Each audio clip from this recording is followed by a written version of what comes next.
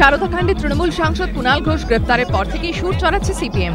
এই প্রেক্ষাপটে সারদাকাণ্ডকেই হাতিয়ার করে আন্দোলন আরো জোরালো করার ডাক দিলেন সিপিএম এর পলিট ব্যুরো সদস্য বুদ্ধদেব ভট্টাচার্য। শনি ও রবিবার এই দুদিন আলিমুদ্দিন স্ট্রিটে সিপিএম এর রাজ্য কমিটির বৈঠক হয়। শেষ দিনে প্রাক্তন মুখ্যমন্ত্রী বলেন, পরিস্থিতি এখনো সুবিধাজনক নয়, তবে লোকসভা ভোটের আগে ব্যাপক আন্দোলনের মাধ্যমে দলের পক্ষে অনুকূল পরিস্থিতি তৈরি করা সম্ভব। সারদাকাণ্ড এবং সরকারের যেসব কাজ নিয়ে সাধারণ মানুষের মধ্যে প্রতিক্রিয়া দেখা যাচ্ছে, সেগুলোকে হাতিয়ার করে রাজ্য জুড়ে জোরদার আন্দোলন করতে হবে। আন্দোলনের মধ্য দিয়ে মানুষের কাছে যেতে হবে, গরিব মানুষের পাশে দাঁড়াতে হবে। সম্প্রতি সিপিএম এর রাজ্য কমিটির বর্ধিত বৈঠকে বিভিন্ন জেলা নেতৃত্ব প্রশ্ন তোলে, সারদাকাণ্ডকে অস্ত্র করে কেন দল কোমর বেঁধে আন্দোলন করছে না।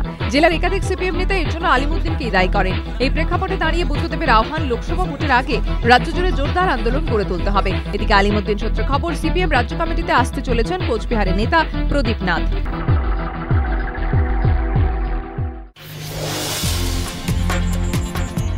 যত দিন যাচ্ছে ততই বাড়ছে গাড়ির চাপ।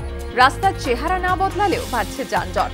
পথে বেরিয়ে নাকাল সাধারণ মানুষ। পরিস্থিতি সামাল দিতে বারবারই দাবি উঠেছে শহরের বেশ কিছু সড়ক চওড়া করার, কিন্তু রাস্তা চওড়া মানেই তো উচ্ছেদ, ঝঞ্ঝাট।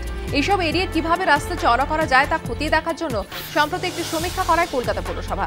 সমীক্ষায় দেখা গিয়েছে শহরে বেশ কিছু রাস্তার ফুটপাত প্রয়োজনের তুলনায় বেশি চওড়া। সিদ্ধান্ত নেওয়া হয়েছে সে সমস্ত রাস্তায় ফুটপাত কেটে রাস্তা চওড়া করা হবে। সরানো হবে ত্রিপলা বাতি এবং বিজ্ঞাপনী স্তম্ভ। ফুটপাতের গাছ কাটার অনুমতি নেওয়া হয়েছে বন দপ্তরের কাছ থেকে। রাস্তা চওড়া করার কাজ প্রথম শুরু হয়েছে ক্যামাক স্ট্রিট থেকে। ক্যামাক স্ট্রিট রাস্তার প্রস্থ বাড়িয়ে 15.4 মিটার করা হবে। এর জন্য খরচ হবে মোট 55 লক্ষ টাকা। ক্যামাক স্ট্রিটের পর আলিপুর রোড এবং সেন্ট্রাল এভিনিউ চওড়া করার কাজ শুরু হবে।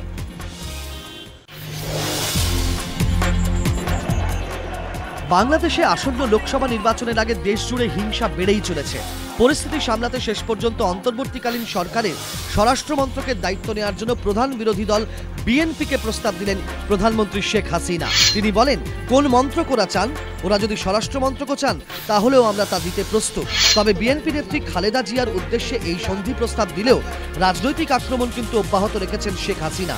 তার অভিযোগ, বাংলাদেশে অগণতান্ত্রিক শাসন ব্যবস্থা চালু করতে চাইছেন খালেদা জিয়া, কিন্তু কোনো অগণতান্ত্রিক শক্তিকে বাংলাদেশের ক্ষমতা দখল করতে দেওয়া হবে না বলেও হুঁশিয়ারি দিয়েছেন আওয়ামী লীগ নেত্রী। খালেদা জিয়ার উদ্দেশ্যে চ্যালেঞ্জ ছুড়ে দিয়ে হাসিনা বলেছেন, আপনি নিজে লুকিয়ে রয়েছেন আর দুষ্কৃতীদের ভাড়া করে নিরীহ মানুষকে জীবন্ত জ্বালাচ্ছেন। এটা ঠিক নয়।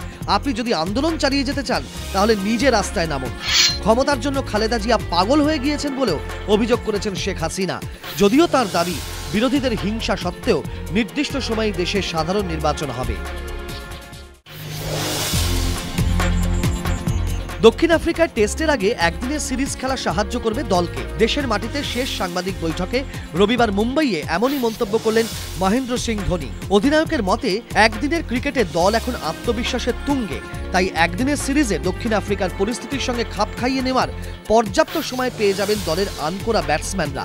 তাই টেস্ট সিরিজের আগে ব্যাটিংয়ের যথেষ্ট প্রস্তুতির ব্যাপারেও আশাবাদী ধোনি।